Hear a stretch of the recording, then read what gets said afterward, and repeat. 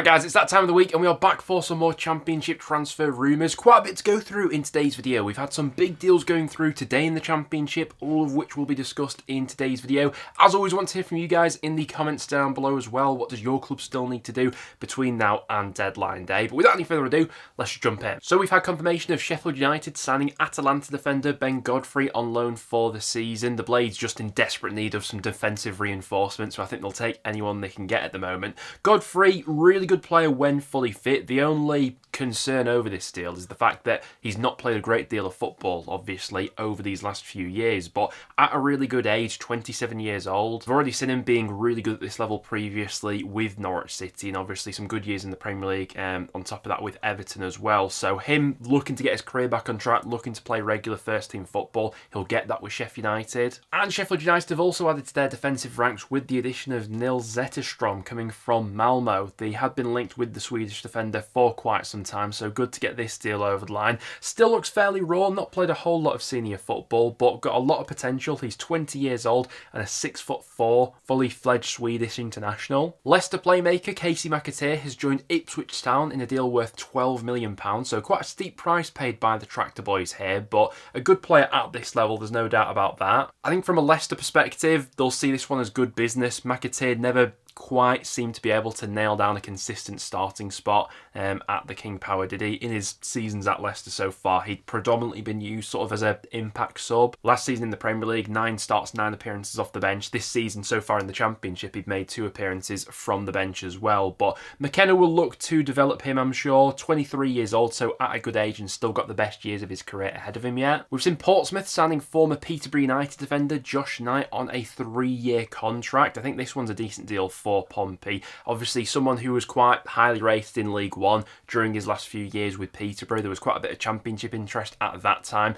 but he instead ended up moving to Germany to join Hanover, where he spent last season. Only spent 1 season playing in Germany before returning to England, but we knew that Pompey were in need of some more defensive reinforcement, and I think this one's a nice option for them. Middlesbrough have signed Charlotte FC defender Adilson Malander. He signed a 5.5-year deal with Borough, but Middlesbrough fans won't see him immediately as he has been loaned back to Charlotte for the remainder of this MLS season, so will be a bit of time before Borough fans see him in action. We've had confirmation of Stoke releasing forward Ryan May. His contract has been terminated by mutual consent. I think this is the best for both parties, really. Clearly didn't have a long-term future at the club under Mark Robins, so he's now free to find his next club. We've seen Nottingham Forest midfielder Marco Stamanik joining Swansea City on a permanent basis, with Swansea believed to have paid a fee in excess of £2 million. They've spent quite a bit of money this summer, Swansea, haven't they? 23-year-old New Zealand international never actually made a first-team appearance for Nottingham Forest. He spent last season out on loan playing for Olympiacos, but by all accounts comes with a good reputation, and at 23 years old, he's someone with the best years of his career ahead of him yet. We knew that Callum Doyle was likely going to be leaving Manchester City this summer, and he has joined Wrexham in a deal worth up to £8 million. One of the biggest signings that Wrexham have made this summer,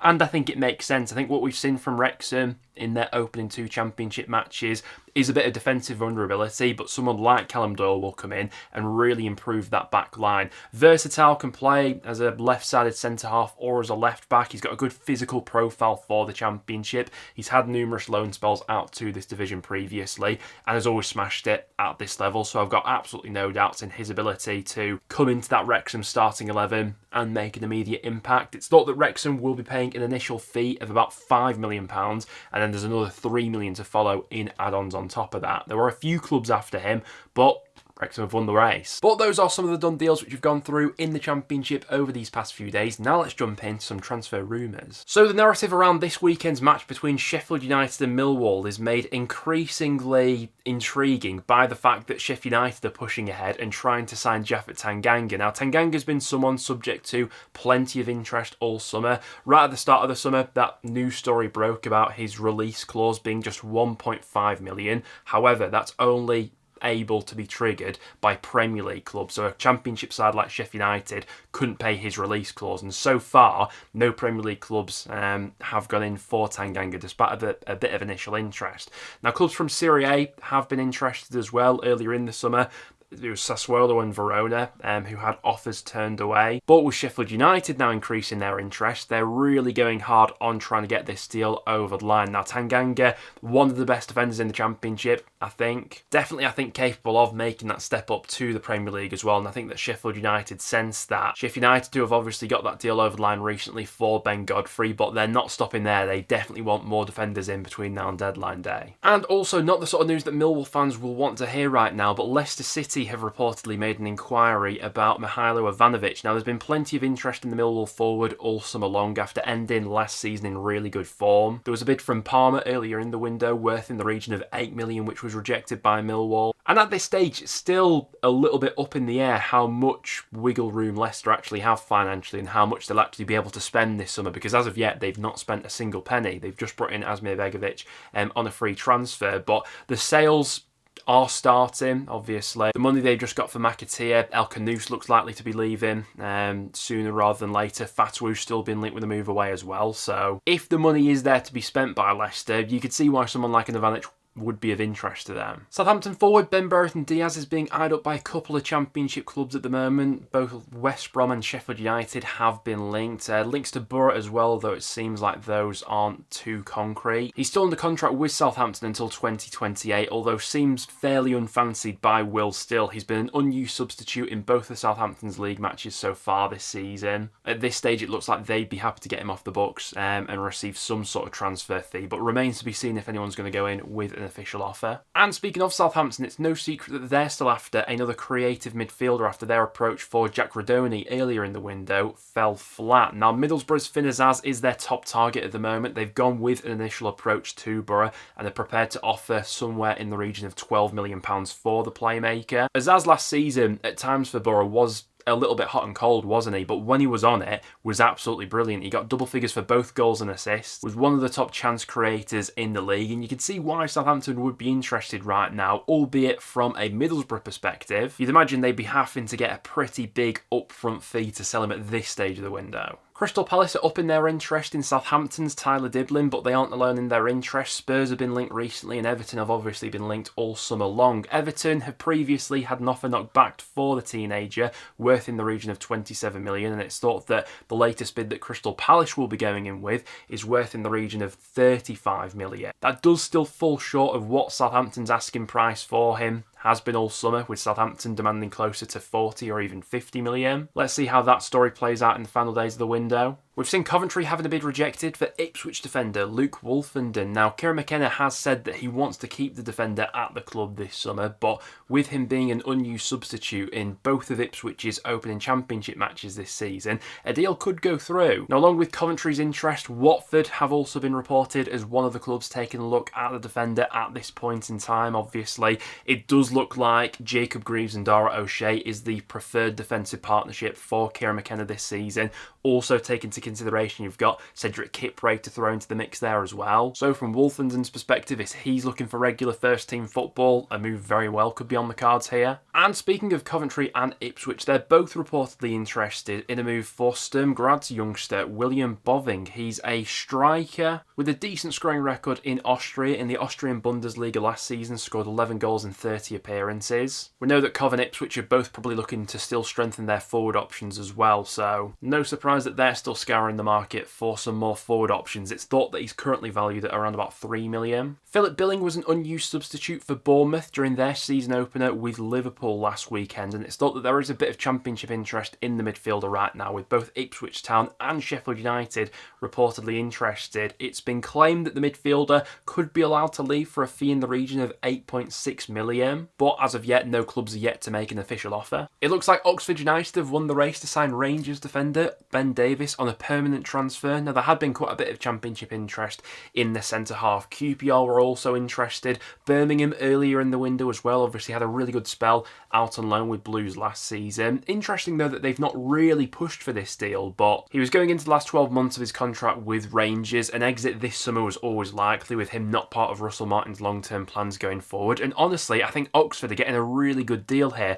I can speak quite a bit about Ben Davies, obviously from his days at Preston North End previously. Really good defender for this level, really tidy on the ball, left-footed, confident at bringing the ball out from the back. I think that's a top signing for Oxford, I really do. Now, perhaps Birmingham didn't go after Ben Davies because they have a younger alternative in mind. That player being Faya, the former Barcelona youngster. He's currently on the books of Rennes. He joined the French club last summer for a fee in the region of 8.9 million from Barcelona. He's only 21 years old and he did sign a 4-year contract with Rennes last summer, but Birmingham are now interested in prizing him away. At 21, he's obviously a substantially younger player than Ben Davies, so someone that they look to invest in for the future and someone who could make an instant impact in that team straight away. This would be another ambitious deal by Birmingham if they can get it over the line. And another deal involving Birmingham is that Kumas looks set to join the club on loan for the season. The Liverpool youngster spent last season playing for Stoke City, where he had some good moments, and there were a number of Championship clubs interested in signing him this time around. And it looks like Birmingham have won the race for him, with seemingly a medical penned in for his rival at St Andrews. There's still a bunch of interest surrounding Preston striker Milutin Osmic, with clubs from Italy now upping their interest. You've currently got the likes of Lecce, Sassuolo and Cremonese who have all been linked. You would imagine from a North End perspective, to sell at this stage of the window, it would take a substantial fee. He's still got a couple of years left to run on his contract. He started this season out in red hot form, 2 goals in his last 2 league matches. He's going to be our main guy going forward this season, but potentially something in the backs of the North End higher-ups' minds regarding Osmic is that his FA hearing is still to come, obviously, over those alleged racial comments to Hannibal last season. If found guilty of that, then he's going to be handed a substantial ban and will miss quite a large chunk of the season, you'd imagine. So having that hearing after transfer deadline day is far from ideal from a North End perspective, obviously. I still think we're in need of bringing in another striker, regardless of what happens with Osmic, but it would have to take a huge fee for us to sell at this stage, you'd imagine. Middlesbrough are in talks with Newcastle regarding a loan deal for Matt Targett, who's allowed to leave the club this summer, although it has been reported that there are some other clubs who are showing an interest in him, but it seems, as of recording,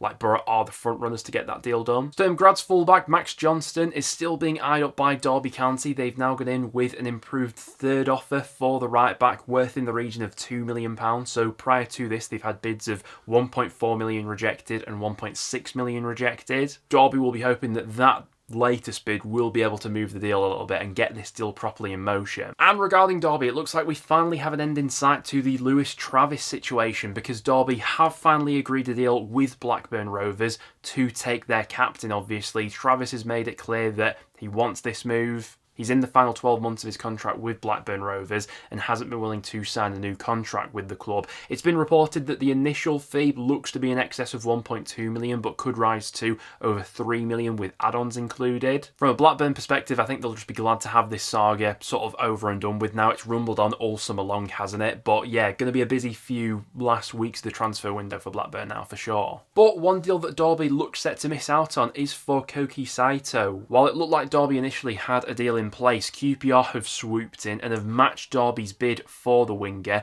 and that now seems like his preferred destination, obviously. Spent last season out on loan with QPR and showed some real flashes of quality. Another wide option going in there at QPR. They certainly won't be short of options this season in that department, will they? Amir Hadzi and Metovvic could be on his way to sign for Hull City, with Hull interested in a loan deal for the Besiktas midfielder. He did spend last season out on loan, and seemingly this is a deal that Besiktas would be willing to play ball with. Obviously, Hull quite prominently tend to use the Turkish market for quite a few of their dealings, don't they? Their manager has commented on the player and said that they are interested. It's no secret that Stoke City are still looking to strengthen their midfield options between now and the end of the window, obviously with Berger going out, Sidibe as well. Now, Slovakia midfielder Thomas Rigo has been linked with the Potters all summer long. There have been a few Championship clubs sniffing around him, but Stoke have always been closest to completing the deal. It would seem like the player's current club, Banik Ostrava, are holding this one up a little bit because they're currently in Europa Conference League qualifiers and they want to keep the player around for these 2 games. So he played a full 90 minutes for the club last night, and the second leg